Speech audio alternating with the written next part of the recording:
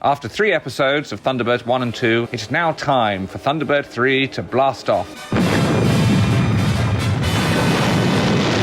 Unless you were watching on original broadcast, that is, then in which case you've seen Thunderbird 3 before. Not doing any rescues, but acting as a very expensive school bus for John to visit home every half-term. You know as well as we do that there's no way that rotation is as often as monthly. OK, so Thunderbird 3's introduction has been thrown away, but there's still the guest vehicle to unveil.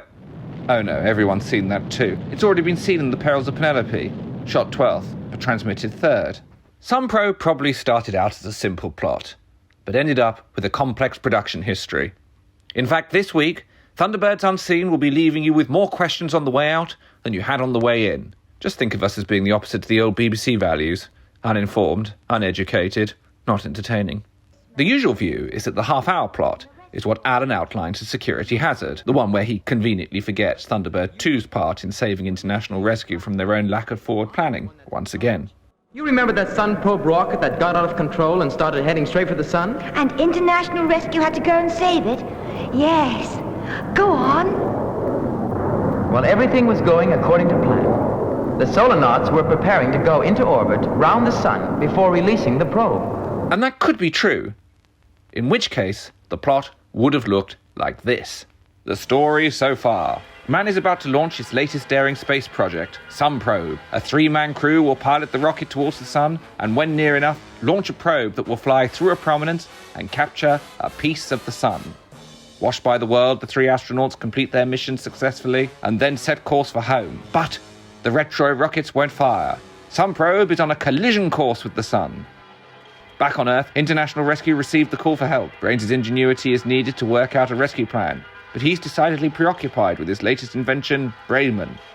Alan, Scott and Tintin launch Thunderbird 3, and risking their own lives, they pilot the spaceship towards both Sunprobe and the sun in order to close the distance so that they can activate Sunprobe's retros by remote control. At the edge of the safety limits, they finally succeed, and both craft return home. And it probably was very close to that. But the more you examine the episode and the scant surviving evidence, the more it seems possible that significant chunks of the 25-minuter were just dumped. Popular fan view until recently has been that the hour episodes could just be chopped down to reveal the original 25-minute story, and for a couple of episodes, it seems that might just about be the case. But is it the case here? No, really, you tell us, sitting there in your comfy armchairs while we solve all the world's most pressing problems. Let's start with what we do know. Sunprobe, Episode 4 to enter production, Episode 11 to be broadcast, unless you were watching in Holland, in which case it was Episode 6. Raymond nou maar vlugger kon laten denken. Started in late 1964 by Alan Patillo, finished in late 1965 by David Lane, who got all the credit. Apart from in the official publicity and in the TV Times, where Alan Patillo got the credit. Written by Alan Fennell, this followed Trapped in the Sky, first produced 1964, first to be finished 1964, first transmitted 1965. Pit of Peril, second into production, fifth to be finished, well, before that version was discarded and they finished it later at some unspecified point, second to be broadcast. City of Fire, third into production in 1964, 17th finished 1965, 15th transmitted 1966. Sunprobe, like every other episode in the series so far, began life as a half-hour. Now, as for what was definitely in the episode, we know from the surviving test strips that the model launch of Sunprobe originated in 1964, and from these press photographs promoting Stingray, that the puppet scenes were shot then too. The test strips also tell us that Sunprobe and Thunderbird 3 were definitely always in the episode. You know, sometimes it helps to check off the bleeding obvious. It's not always certain, you know. Finally, we know for certain that this scene was in the original 1964 episode. Right, we're ready. You know what to do? Yes, Father. Let's hope it works from that distance. It's got to. It's as close as you dare go. Good luck, all of you. And we know it was there because we have tantalizingly one page from the original 25-minute script. And while it's possible this scene could have been refilmed, if we look at the piano in the background and the console behind Jeff, we can confirm that this is indeed original 1964 footage. But more on that bit later. This sole survivor of the episode also tells us that Tintin was always on the rescue. We have been through the whole question, Alan. Any delay increases the danger to the solar nodes. I will go with you. Good girl. As her Thunderbird 3 scenes take place separately from the boys, it had seemed vaguely possible that her bits had been added in later, but she was definitely there in 1964. So it seems that Jeff was just too cheap to install a third chair in the cockpit. Now let's return to the piano, the console and the television. Continuity is often used to pinpoint changes between the half-hour and hour versions, but it can be slightly unreliable. Continuity errors can happen between shots on the same day, so it's important to look for consistency. Now, considering a year had passed, continuity was surprisingly good. But there are some little clues that remain. However, to spot these anomalies, you need to be the sort of go-getting adventurer who overlooks nothing. Or be like us saddos who never leave the bedrooms in our parents' homes. These clues don't just tell us about Sunprobe, but other episodes that also had late additions. The Spotter's Guide to Tracey Island. This small family home boasts all the usual amenities, including family and guest bedrooms, kitchen, bathroom, and ample parking facilities. However, this attractive little property, built in 1964, will be undergoing major renovations in the middle of 1965. In circa May 1965, we'll be adding this attractive auto-transmission unit sign to the console behind the desk for desperate intruder. Then shortly after, we'll be changing the sign on the microphone base from a Celsius symbol to KP23 for 30 minutes afternoon. Now, the work won't stop there. On top of all of this, we will be adding a small metal plate to the bottom of the television during the imposters, and changing those favourite family portraits from cutouts to photographs to stop the demonic faces talking to you in the night. And at the end of 1965, we'll be adding one final flourish to the console, an auxiliary control sign, and this charming pair of security alert lights to protect you against trespassing 6-year-olds. So what does this tell us about Sunprobe? Well, it gives us pretty conclusive evidence that large chunks of the episode were added or changed in mid to late 1965. Now, we can't always see the desk and television, but Sunprobe does offer us a couple of additional clues. Firstly, the wall portraits. These are no longer cut out. Gee whiz. He sits there playing chess while those three guys in that spaceship are heading for disaster. I just don't dig him. Also, Penny's portrait is visible, but as that doesn't seem to have been part of the initial 1964 set, this also appears to have been done in 1965. Finally, we have the piano, facing towards the library in 1964, but towards the desk in 1965. And all that exciting detail is merely to say that only a handful of the original 1964 scenes survived into the final edit. And these are Brains playing chess with Brayman. Yeah, that's a good move. And Jeff coming to talk to him. But Brains, they're going into orbit in 5 minutes. Brains talking to Jeff about Sunprobe not making it. I don't think they're gonna make it. How's that? I said, I don't think they're gonna make it. But everything's going fine. And the Thunderbird 3 launch. Your first mission, Tintin. Make it a successful one. I'll do my best, Mr. Tracey. And then there are a couple of hybrid scenes where Brains describes what went wrong with Sunprobe. I suddenly figured that the radiation level at that distance from the sun could interfere with the ship's control system. So the solar nauts can't fire the retros and break away. But the piano switches direction when he walks away. The family listening to the important announcement. Please stand by for a news flash. We are going over to Colonel Benson at the Solar Control Center for an important announcement. All efforts to alter the spaceship's course by firing their retros by radio beam from Earth have failed. Although the television shot, and presumably the action on it, is from 1965. This may also explain the change of voice for Colonel Benson, who goes from David Graham at the beginning of the episode Project Sunprobe is on. to Ray Barrett here. Would they please communicate at once with Solar Control Center, Cape Kennedy? And from the opening of the episode, a brief shot of Alan and Tintin watching the television. But this seems to be a 1964 shot in the middle of 1965 action. 90 seconds. Right. How about those radiation figures, Camp? I have them, Frank. All at phase 6. The Sunprobe set itself is also something of an odyssey. For the first half of the episode, it's shot entirely left to right. For the second half of the episode, entirely right to left. So hot. Are you sure you can't get any more out of the refrigeration plant? No, nothing's working anymore. Where's that rescue ship? It's nearly 4 hours since we're in contact with them. John Tate's appearance as Solanaut Camp is also an irregularity, as he doesn't reappear in the series until the end of 1965, in Danger at Ocean Deep. Well, that's if my line don't catch you up, Johnson. My company want to cut the overheads by getting at least 8 tankers, just like Ocean Pioneer, into service as soon as possible. After which he voices an array of characters over almost continuous episodes. And I see a 600,000-pound profit turning into a 600,000-pound loss, and nearly half of it mine. Whose figures are they? Never you mind, but they're accurate.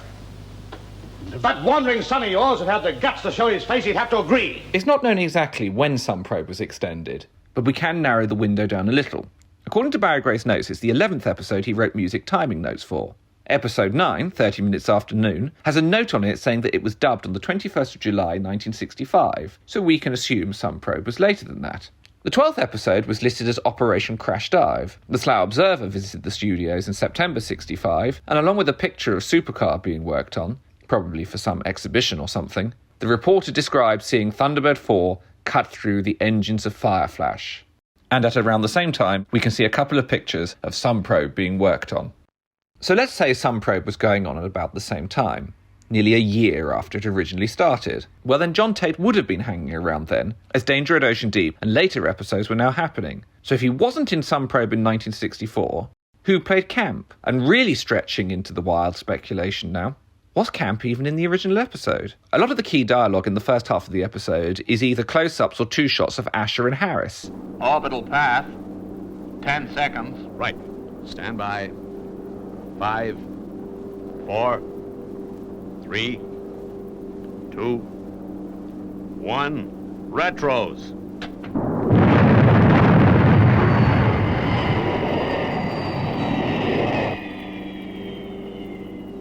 Also, when we see the screen, from behind Asher and Harris, the frame of the cockpit looks only big enough for 2 characters. The Camp puppet, no really, who came up with that name, can be seen with the Asher puppet in The Perils of Penelope, but does that tell us anything in particular? Pit of Peril may also have been weighing heavily on their minds, as it was another Alan Fennell script which involved an isolated group, with few options to bring other guest characters into the plot. By the time Sunprobe came to be expanded, the studio had clearly struggled through Pit and its associated changes. Maybe it was decided that it was a false economy to try and retain as much material as possible, and simply easier to scrap large chunks of script and just start again. So perhaps Camp was shoehorned into the Sunprobe cockpit in order to give the new dialogue to an extra character. So where did the extensions to the episode occur? Well, the overwhelming amount of additional material was Thunderbird 3's own plight. Well, fire retros, Alan. It's getting unbearable. I have, but they're not working. Alan, we're still on a collision course with the sun. An ingenious idea to add genuine peril to the plot, rather than just treading water, as some other episodes ended up doing. Corridor A12, clear.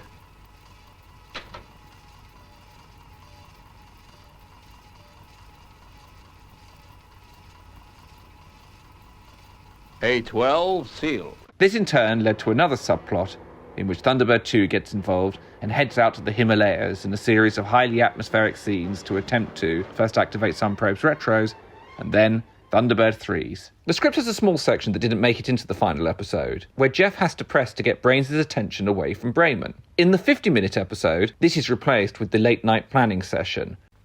The Sunprobe rocket is heading straight into the sun. And unless we can fire the retros to make the rocket turn round, those 3 solar nauts are doomed. Well, Mr. Tracey, the only solution is for us to fire the retros by radio beam. Well, the radio complex in Thunderbird 3 would seem the obvious choice. But, Scott, the transmission range of Thunderbird 3 isn't powerful enough. Which, despite being a bit of filler, succeeds in making the operation seem much bigger than usual, given that they're normally on their way within a few minutes of the call for help. In the script, having got Brains' attention, Brains then says that with a few modifications to Rescue 3, they can be ready for launch within an hour. Brains' single-mindedness remains a feature of the 50-minute episode, but it seems that emphasis on this element was slightly reduced. It's also interesting that once again, in the half-hour version, international rescue are late to get going. The launch occurs on page 20, which is at least halfway into the episode. This lends further credence to the idea that part of the original format was to spend the first half of an episode setting up the guest characters, with International Rescue blasting into action at the advert break, as happened with Vault of Death, City of Fire, and almost certainly, originally, Pit of Peril. However, this had been abandoned by the time Sunprobe came to be completed a year later. Completed, or at least scored, as episode 11, between The Uninvited and Operation Crash Dive. And as we've discovered ourselves during this Thunderbirds Unseen series, even Barry Gray's assigned numbers don't actually indicate that an episode was really finished, even after it had been dubbed. Pit of Peril is listed as TB4, the fourth episode to be completed. However, we now know that the original completed episode was scrapped and reworked months later for transmission. Terror in New York City, listed as TB3, has a short piece of music from Desperate Intruder, TB8, which didn't have the music composed for it until 3 months after this supposed completion. Fulmer Finance? Now, which building is that? That one. Now to get the treasure before his friends find him. And we've also recently discovered that Desperate Intruder was also changed after so-called completion. This is the only way to find out where the gold is. All that is to say that we could say that Sunprobe was completed 11th, if we ignore that both Pit of Peril and Terror in New York City were altered even later, thus changing their completed positions. You weren't coming to this YouTube series for concrete information, were you? Fools. Anyway, for Barry Gray at least, Sunprobe was the 11th episode he looked at to score. He was able to pinch large chunks of the music from The Perils of Penelope, but also recorded a further series of electronic music cues and sound effects. 4M8A, radio beam effect for TB2 as before.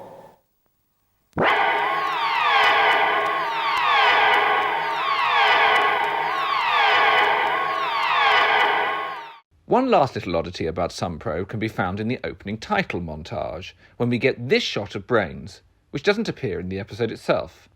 This has happened in the series before. Trapped in the Sky also has a handful of similar, but alternative shots. Sunprobe could have been something of a disaster in its original form, with practically every character sitting statically staring into the middle distance for 25 minutes, a format later honed to perfection for Captain Scarlet. The hour running time really gives the episode's scale, and made it one of International Rescue's most memorable outings for the public at large. And 60 years later, fact mirrored fiction, when the Parker Solar Probe set course for the Sun.